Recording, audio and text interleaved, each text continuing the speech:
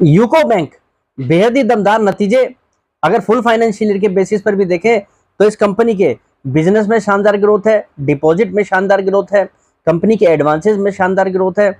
और यहाँ पर देखा जाए तो कंपनी की एसेट क्वालिटी लगातार सुधरती जा रही है। पर सच बात यह भी है कि कंपनी के प्रॉफिट में आपको फुल फाइनेंशियल ईयर के बेसिस पर गिरावट दिखाई देगी यहाँ पर वो गिरावट यहाँ पर किस कारण के पीछे है वो आपके लिए समझना बहुत जरूरी है, क्योंकि ये बैंक ग्रोथ के पाथ पर है और बैंक जबरदस्त ग्रोथ दिखा रहा है अपने बिजनेस में। यानी कि आने वाले समय में बैंक के प्रॉफिट में काफी बड़ा उछाल आपको देखने को मिल सकता है। और ये स्मॉल टिकट साइज बैंकों में अगर देखा जाए तो एट प्रेजेंट वैल्यूएशन के लिहाज से भी काफी अच्छे पोजीशन पर दिखाई दे रहा है। और नियर टर्म में स्टॉक आपको 72 रुपए तक का भी टारगेट दिखाने का दमखम रखता है अपने फाइनेंशियल फंडामेंटल्स के आधार पर। तो चलिए वीडियो को शुरू करते हैं, जानते हैं यूको बैंक के बिजनेस के बारे में और कौन सी ऐसी चीजें जो उसकी री रेटिंग करेंगी। अगर आप शेयर मार्केट में इन्वेस्टिंग करने के लिए डीमैट अकाउंट खुलवाना चाहते हैं तो आप हमारे चैनल पर दिए गए लिंक के माध्यम से आप स्टॉक के साथ डीमैट अकाउंट खुलवा सकते हैं। अगर आप हमारे लिंक का यूज करके आप स्टॉक के साथ डीमैट अकाउंट खुलवाएंगे तो आपको टेलीग्राम पर premium membership free of cost provide कराएंगे, जहां पर आपको मार्केट अपडेट्स प्रोवाइड कराए जाते हैं। हेलो फ्रेंड्स, मैं Vipin Jain, founder of learn equity with Vipin Jain. Friends, small ticket size bank हो या पीएसयू बैंक में लार्ज साइज बैंक हो, सभी ने इस साल या इस क्वार्टर में बेहद ही दमदार नतीजे पेश किए हैं। और ऐसे ही नतीजे अगर देखा जाए तो यूको बैंक ने पेश किए हैं। यूको बैंक हमारे देश का एक स्मॉल टिकट साइज बैंक है जो लगातार अपनी परफॉर्मेंस में सुधार कर रहा है, क्योंकि जैसा मैंने आपको बताया कि कंपनी के अगर आप रिजल्ट्स में जाकर देखें तो बैंक ने बेहद ही दमदार नतीजे पेश किए हैं। बैंक का बिजनेस अगर वाई ऑन वाई बेसिस के आधार पर देखें तो लगभग 9.5% ग्रो हुआ है। बैंक का डिपॉजिट 5.53% ग्रो हुआ है। एडवांसेस लगभग 15.62% ग्रो हुआ है वाई ऑन वाई बेसिस पर। और बैंक की एसेट क्वालिटी यानी कि ग्रॉस एनपीए जो है लगभग 3.46% पर आ चुका है, जिसके अंदर जबरदस्त गिरावट है। अगर देखा जाए तो बैंक का ग्रॉस एनपीए मार्च 2022 में लगभग 7.89% पे था, जो बैंक ने काफी तेजी से रिड्यूस करा है। ऐसा ही हाल बैंक के नेट एनपीए का है। बैंक का नेट एनपीए समय 0.89% है, यानी कि 1% के नीचे आ गया है। यानी कि ये साल बैंक ने अपनी एसेट क्वालिटी पर विशेष रूप से फोकस किया है। बैंक का नेट प्रॉफिट यहाँ पर 1654 करोड़ रुपए का रिकॉर्ड हुआ है फुल फाइनेंशियल ईयर के बेसिस पर, जो कि पिछले फाइनेंशियल ईयर के अंदर 1862 करोड़ रुपए था। अब यहाँ पर आपको लगेगा कि बैंक का नेट प्रॉफिट घटा है अगर ईयर के हिसाब से देखें, पर यहाँ पर जरा ध्यान देने वाली बात एक है जो आपको जरा ध्यान से पढ़नी चाहिए, जो मैं इस रिजल्ट में आपको बताना चाहता हूँ।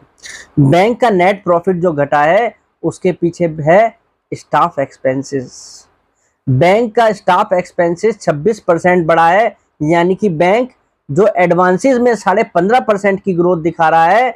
इट मीन्स बैंक जो है यहाँ पर जो है तेजी से अपना एक्सपेंशन कर रहा है, जिसके कारण उसके स्टाफ एक्सपेंसेस यहाँ पर बढ़े हैं, जिसका इम्पैक्ट ये होगा आने वाले समय में इस बैंक के लिए पॉजिटिव होगा, क्योंकि बैंक अपनी एफिशिएंसी को बढ़ाने में लगा हुआ है और अपनी लोन बुक को ग्रो करने में लगा हुआ है, जिसके कारण इसके प्रॉफिट में उसका इम्पैक्ट आपको कुछ समय में दिखाई देने वाला है।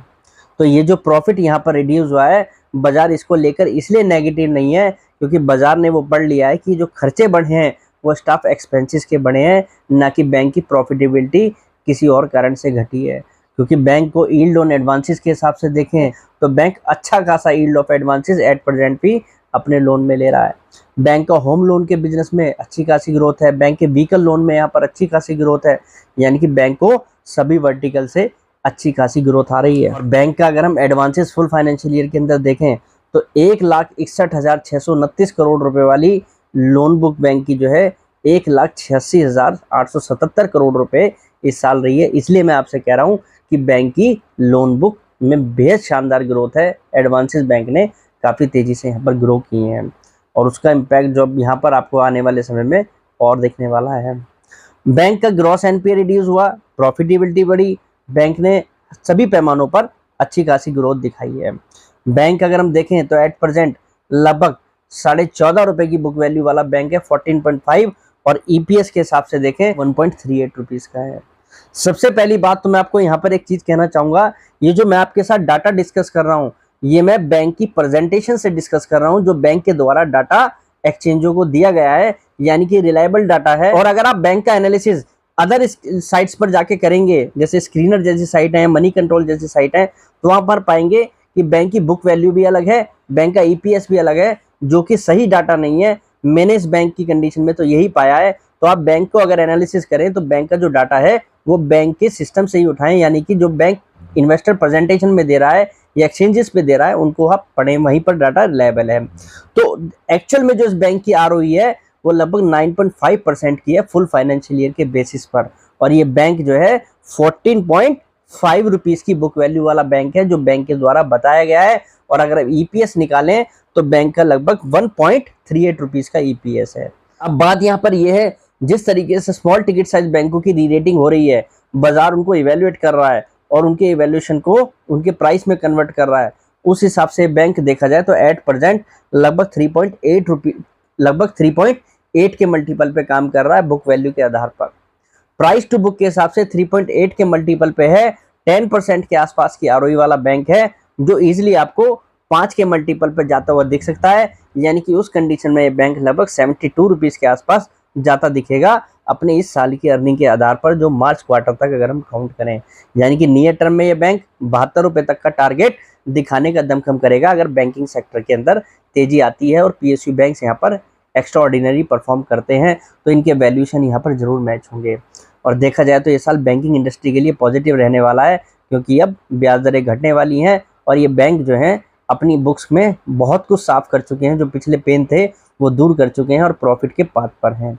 तो यानी कि इस साल बैंकिंग शेयरों की किस्मत आपको चमकती हुई दिख सकती है। और अगर थोड़ा सा लॉन्ग टर्म व्यू के हिसाब से देखें तो मुझे लगता है ये साल इस बैंक के लिए प्रॉफिट के आधार पर भी अच्छा होना चाहिए, क्योंकि बैंक ग्रोथ के पाथ पर है। बैंक का स्टाफ एक्सपेंसेस जो बढ़ा है, मुझे लगता है वो कहीं ना कहीं यहाँ पर एक ग्रोथ का साइन है इस बैंक के अंदर। तो आज के लिए इतना ही, कल फिर मुलाकात करते हैं एक नई वीडियो के साथ। फिलहाल के लिए नमस्कार।